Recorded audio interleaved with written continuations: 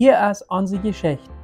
Subscribe zu diesem Channel, drück auf den Daumen und vergiss nicht nachzuschreiben in den Kommentaren, von wo du diese Geschichte anhörst. Dort merkt sicher, dass viele Mennoniten mit unserer Geschichte bekannt waren.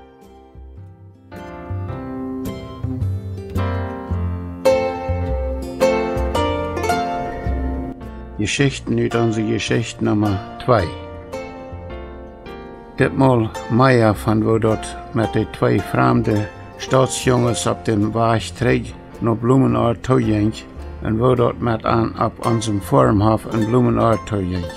Besonders met dem Willen Ted Schmiedehaus, wo am eng von diesem Nomerdach Kriegmjuk en meine Brüder Jakob, Bernhard, Peter en Hein so friedlich uitlodenden Spieldarb. Ich habe letztes Mal noch gerade gesagt, dass mein Bruder Wilhelm und ich einen Tag zwei junge Staatsjunges von Quacktemuk mitnehmen nach uns in Blumenort. Dort wären Walter Schmiedehaus sein Theodor von Chihuahua City und Federico Rote sein Jung. Ich habe diesem Jung seinen Namen nicht behalten. Als ich anbedachterweise zu dem Schmiedehausjung in Botica San Antonio gesagt habe, dass mit uns mitfahren kann nach uns in Blumenort, dann wollte das Jung, ohne sich auch mal ein klein bisschen zu besinnen, der heute mit uns mitfahren. Und er gab nicht nur mit Schlemmen, dass sein Vorderarm soll mitfahren lassen. Schließlich frug Schmiedehaus seinem Geschäftspartner Federico Rote, auf seinen Jung, wo ein bisschen älter wäre als Theodor Schmiedehaus, auch wird mit uns mitfahren lassen, sodass er bei uns auf dem Vormhof noch seinem Jung abpassen kann, dass er da nicht wird zu wild sein und nicht zu viel Schober nachtrieben, wenn seine Eltern nicht da wären, zum nur am abpassen. Und als Rote auch seinen Jung mitfahren lassen will, dann werden diese zwei Staatsjunges am Nü-Reid zum Mitfahren. Und dann fuhren wir mit Antaub nach Blumenort. Walter Schmiedehaus sieht uns, dass er in seine frühjährigen Abend auch ankommen würden und dass sie diese Jungs dann beide Träger nach Quacktemuk mitnehmen würden. Aber das geht auch nicht sehr lang, weil wir merkten, dass wir keine Ahnung gehabt hatten, von was wir uns übernommen hatten. Wir wären noch nicht weit gefahren, dann wisst wir, dass wir unser Fall zu tun haben würden, solange bei dem Willen Theodor seine Eltern jeden Abend auch nach Blumenort kommen würden. Kurz als wir losgefahren wären, dann schlemmte Theodor, Bruder Wilhelm soll am die Linen geben. Aber Wilhelm sagt am, wenn wir bei Büter der Stadt gekommen worden sind, dann wo ich die in Bett fahren lassen. Und so schwind als wir dort letzte Haus in Quacktemuk vorbeigefahren wären, dann seht das ungeduldige Bengel weiter, nu gef mir die Linen, nu will ich fahren. Und Rote ist ein viel anständiger benehmender Jung, dankt mit Theodor und sagt, sieh doch nicht so abdrängend, aber dort wir von Fuß an zu morgen, dass das Jung sich von seinem Freund nicht zurechtweisen lassen würde und dass er auch von uns schwor wird zu kontrollieren sein. Als Bruder Wilhelm dem jungen Staatsbengel dann aber doch die Linen an seine Hände gab, dann klappt er die Pferdfuß, aber steht so herzhaft ab, dass das Fuß zu morgen wird, dass das nicht fortschreien wird. Dann Bruder Wilhelm hatten die Pferd gehorchen gelehrt. Diese beiden Pferde deden ganz kriegt, was er haben will. Wenn er die ansparen, dann rannten die so sehr, als er dort haben will. Und nu sparen das schlängelte Pferd ohne Moten an. Und je schwinder dort fuhr, je beter ging den Willenbengel dort. Er sagt keine Gefahr und lässt sich von keinem sagen, dass er nicht so sehr abklappen soll. Als wir sagen, dass das aller Taub Schrotz kommen kann mit diesem anchanteligen Fahrer und dass er nicht freiwillig die Linen abgeben will, dann nimmt Bruder Wilhelm an die Linen einfach weg und brachte Pferd weiter unter seine Kontrolle. Aber das kleine Staatsbengel wird dann so unzufrieden. Er wollte die Linen immer weiter haben. Als er merkt, dass er den nicht weiter kriegen wird, dann wird er all beim Fahren sehr schobernackig. So schwind, dass wir auf unserem Hof angekommen wären, nach ehe wir die Pferde ausgespannt hatten, dann musste Rote sein Jung all tun, was er kann, und kann dem Jung doch nicht kontrollieren. Er konnte ihn bloß nicht davon aufholen, dass er nicht alles, wo er in aankwam, aanpakt en uitproeft. Zum groten Glück waren wir mit dieser beiden Staatsjongens top meist voorts aan den middagsdash gekriegt. En ik glaube, wie es auch dem Willen Theodor dat middag sehr gut schmeidt, benahm er sich am Dash wenigstens ein Jahr Moten anständig. En hij dankt meine Mutter und meine Schwestern auch anständig und höflich für das Mittag. Aber so schwind, als er vom Dash gewohnt war, dann hatten Rote sein Jung und wir selbst war da unser Heimfall. Wir können an diesem Nachmittag wirklich selbst nur staunen, als bloß nur diesem Schlingel abpassen, dass er nicht alles drahl dreht, wo er hinankommt. Das will Theodor, man nennt am meistens Ted, der steht sich sehr über Rote seinen Jung, wenn der am nicht seinen Wellen loten will. Und als Rote sein Jung dann einmal in unserem Sekret, am Outhaus, gegangen wäre, dann wobbelt Ted Schmiedehaus der von Bütentau, so dass er nicht Rüt kennen soll. Und als unsere jüngere Brüder diesen Jung dann doch Rüt loten wollen, dann deed Ted alles, was er kann, dort nicht tot zu loten. Aber er war doch Rüt geloten. Mit dem Ted ging dort den ganzen Nachmittag sehr doll her. Er dreif seinen Schobernack, bald hier und bald dort ab unserem ganzen Hof. Wir können wirklich nichts anderes tun, als nur diesem Schlingel abpassen, ganz bei seinen Eltern jeden Abend auch heimkommen. Als das Willebengel an jenem Tag den ganzen Nachmittag von ein ab andere rumgeschobernackt hat, dann wäre er auch, wenn den ganzen Nachmittag mehr als einer von uns nur abzupassen versucht hat, mit einmal plötzlich ungefähr 12 Schuhe hoch ab unserem Windmehltarmen abgeklattert. Ich hatte meine Augen ein Stoutchen nicht bei ihm gehabt, und dann hörte ich Rote seinem Jung schreien: Ted, du darfst nicht so hoch klettern, komm kurz rauf. Und als ich das hörte und sah, dass er also hoch und abgeklettert wäre, dann gruselt mich das so im Bett, und ich war sehr streng mit ihm. Aber er sah sich ganz brav ab, eine Dwerstang am Tarmdol, und prachert mich bloß, ich soll ihm doch erlauben, ganz bis boven und abzuklettern. Und als ich ihm dort streng verbot, dann treibt er mich und sagt: Du kannst mich hier nicht reken. Was willst du mit dir tun? Und ich stund so ein bisschen rotlos da. Aber dann kam ich dort an, und so schwind als mich dort ankam, hält ich meine Arme hoch und sagte zu ihm: Spring rauf. Ich wollte hier unten abfangen. Und ich hatte es kaum gesagt, dann sprang das Schlingel furchtlos rauf. Und ich musste tun, was ich gesagt hatte, dass ich tun würde. Ich glaube von dem Tag noch, dass Gott hier war, seine Hand verhält, dass diesem Jungen nichts wird.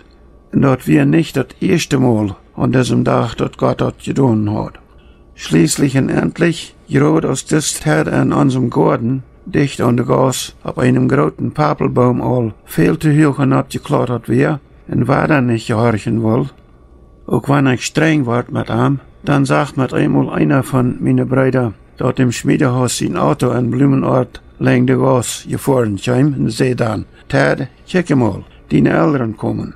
Und als er dann selbst sagt, dass er Auto meist bei uns war, dann kam das Bengel sehr bosig vom Baum rauf und wir plötzlich ein ganz anderer, sehr bescheidener Jung.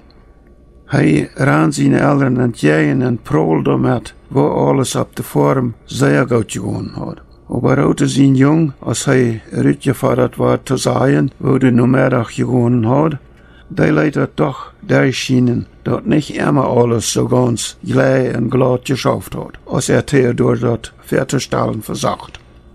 Das Jung stellt sich sehr gescheit an, das heißt der Ted, solange als seine Eltern bei ihm wären. Aber bald gingen Walter Schmiedehaus und seine Frau mit meinem Vater taub bei uns hinein, und Bengel, wir waren gerade so wild als vorher. Ich kann mehrere andere Ereignisse von jenem Nachmittag vertellen, aber ich will bloß noch von einem anderen Ereignis was vertellen. Aus diesem Schlingel seine Eltern waren nicht bei ihm wären, dann ging er noch einmal weiter an meine Brüder erschmacket Mini-Darbje hinein, und ditmal erklärt er Krieg an das friedlich uitlotende Darbje. Und hiertoe wird Bruder Hein bestimmt noch viel mehr sein wollen, was ich sagen kann. Dann wils eine von diesen Männerwirtschaften seine wir, haft er sicherlich viel besser beholen, wat es Schreck alle an ihrem friedlich utlotenden Männerdarb vernicht hat, als ich dort beholen habe. Ich habe davon bloß beholen, dass der Spengel mit einmal Krieg spielt und erbarmungslos manche schmacke, friedlich utlotende Wirtschaften mangliedert mit Doge oder uitgebrande Fuppenlamp-Batteries, Flashlight-Batteries, wo nur auf diese Formen als Miniatur Traktolintonnen dienen. In Schmack eine Reihe bei jeder Bühr seine Maschinenshop handgestalt gestohlen haben, wo der Spengel der abgeripst und ausbammen brucht, um diese schmacke kleine Formgebiete verbammen. Ich glaube, wenn meine Brüder die stalte Eigentümer von diese Wirtschaften da bei ihrer Natur so haben gehen gelassen, als das angeschleppt nach Staatsspengel seine Natur gehen leid, dann hat er das mal wohl doch die Ohren voll gekriegt. Bruder Hein, vertel du diese Geschichte von dem Krieg in jenem Dorf so, als du die als stolzer Eigentümer von einer von diesen Wirtschaften gesehen hast und beholen hast. Und vertel auch die anderen Ereignisse, die während diesen sehr bewegten Nachmittag bei uns passierten, so als du die als kleiner Jung damals gesehen und was nu beholen hast. Die Deutschländer hat Krieg erklärt an unserem kleinen Spieltischdarb. Deutschländer haben noch mehrmals Krieg angefangen, jo, die erste der Zweite Weltkrieg. Na ja, aber wir wussten das danach nicht. Aber wir spielten da auf unsere Hofjes und wir waren ganz vergnügt dabei, waren aber bald an, dass unsere Freunde nicht sehr gut verstanden, mit das Spiel zu spielen, was wir spielten. Und mit einmal robte Teddy sich all die Batteries, Flashlight-Batteries taub, foppert sich die an, gab auch nach Wort nur rote seinen Jung, dann ging er nach einem aufstehen und fing an zu scheiten. Jetzt fallen die Bomben. Und dann hat er da geschmeten, einen oder anderen. Und sie hieß es wie von kleinen Tegeln, schmack gestreckt. Und so ist mein Bruder Jedel vertalt, Iermal hat er de Ruche heingegeben, ganz geplatzte Fingers von, wenn wir so viel am Blatt schaffen deiden. Und dann stundenlang noch der Hang hatten, dann gab es sehr schlimme Hang. Und dann hatten einmal meine Schwestern nicht sehr viel Erbarmen über uns, wenn wir so eine abgeplatzte Hang hatten. Und dann zu Ovens, wenn wir gewaschen wurden, dann wird gut angeseibt, der Barsch genommen und wird dort alle reingebarscht. Oh, das wir ein bisschen weiter. Aber trägt noch an dem Krieg. Jetzt der Krieg wir für uns sehr schwer zu nehmen. Das letzte hat wie an der Mann gespielt. Aber wir wären ja wehrlose Mennoniten, nicht so? Aber ich ging dann und klärte meinem Papa, was Schmied aus den Jungen getan hat. Vor der Steht stunden die Männer ab, kamen checken, was da passiert war. In einer Steht, dass der Junge gut ausgelohnt krieg, dann stund der Mr. Schmiedehaus da und lacht, dort sein roter Buch schattert, nimmt sich seine Kamera und macht da Bilder von. Ich hab von der Tag noch so ein Bild, wo er ans Hof ganz verkriegt ist. Das meint dann, nu war er frisch abbühen. Und das erinnert mich an, als der Zweite Weltkrieg zum Einkam, dann wären da Tausende von unseren Mennoniten, die Flüchtlinge wären von Russland, die wären Krieg mitgekommen mit der Armee an Deutschland nehmen, weil die Russländer den Deutschländer dann schließlich durchnehmen. Und dann gibt es da viele von unseren Mennoniten, die da Flüchtlinge wurden in Deutschland. Und dann haben Peter und Alfreda Dick werden da handgeschickt von MCC, um die Flüchtlinge da alle taub holen. Dann mussten sie allgemein hier pachten, weil das wird alle voll. Das gibt ein ziemlich großes Flüchtlingslager. Dort aber über 1000 Personen auf einmal taub kommen von unseren Mennoniten, wem es da aber auch alle ganz verkriegt werden in Russland. Und die sagten dann in der Stadt auszuwandern. Aber steht es in Kanada normal nicht ab. Schließlich kann MCC was ausarbeiten, dass sie können nach Paraguay tragen. Und dann wird ein Schaploden um anderen angenommen von MCC und unsere Brüder und Schwestern, plattische Brüder und Schwestern von Deutschland nach Paraguay zu siedeln. Dort sind so viel wie im Chaco von unseren Mennoniten. Peter und Alfreda Dick haben ein Buch geschrieben von dort alle und die würden, glaube ich, da viel belehren, wenn die dort Buch lesen würden. Das nennt sich Auf von den Ruinen, Up from the Ruins. Das sind Beitsprachen, und die auch in Englisch zu kaufen. Wenn es erst gewusst, ich weiß nicht, was das nu ausverkauft ist. Aber dort können wir nur lesen, was das wirklich meint, von den Ruinen war frisch abzubühen. So hat ja ganz Deutschland sich musste abbühen, weil es das durchgeschlagen wird. Und auch große Ports von Europa, die die Deutschländer all durchgeschlagen haben. So, das war abbühen nach dem Krieg, das jedenfalls war einmal geplatzt daheim. Tot even je holen we nog bij een ander Mal.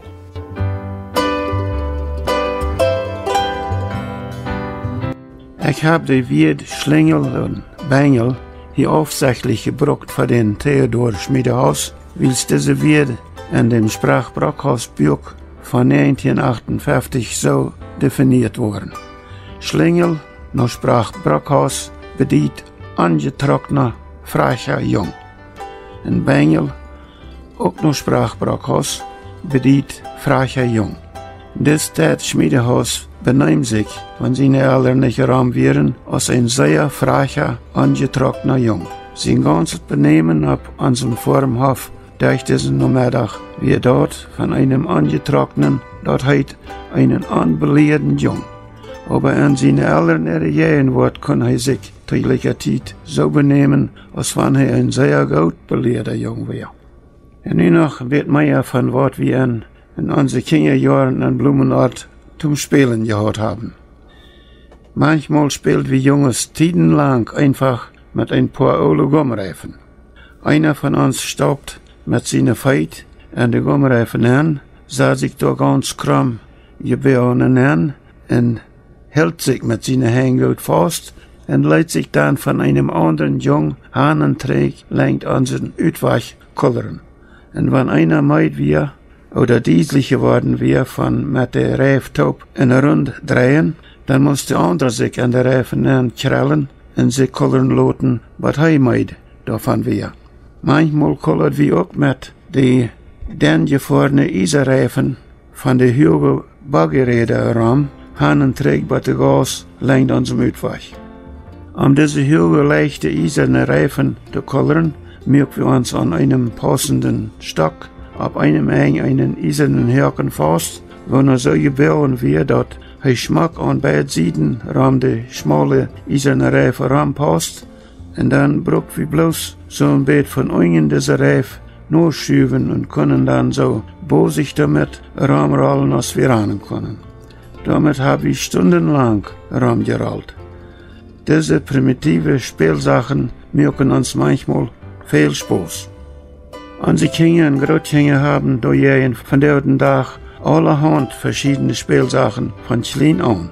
Ihre Eltern kennen dort verschiedene Spieltisch für ihre Kinder, Mädchen oder Jungs, für wenig Geld kaufen, in ihre Stoven liegen voll Spielsachen. Sie haben mehr als genug davon, um sich damit im Haus die Zeit zu verdrieben in den kalten Wintermonaten. Womit spielt wie, als wir Kinder wären in den 1930er Jahren Bernen, wenn das Büten in den Wintermonaten tidig düster geworden wäre. Oder auch, wenn das war damals nicht schön genug wäre zum Büten spielen, überdach. Die Mädchen hatten wohl ihre Papentum damit Bernen spielen können, aber wir Jungs hatten nicht viel was zum Bernen damit spielen können. Wir mussten, wenn wir Bernen was zum Spielen haben wollen, manchmal selbst was dort merken. Ich erinnere mich noch daran, dass wir uns dann manchmal unsere eigenen Spielsachen, Spielblätter, Spielfiguren oder Games merken und damit tiedenlang spielten. Hier müssen wir für das Mal aber weiter aufbrechen. Nächstes Mal vertellen wir was von, was wir Kinder uns für Spielsachen merken, zum Bernen damit spielen, wenn das weiter Büten nicht schön genug wird zum Spielen. Aber nächstes Mal.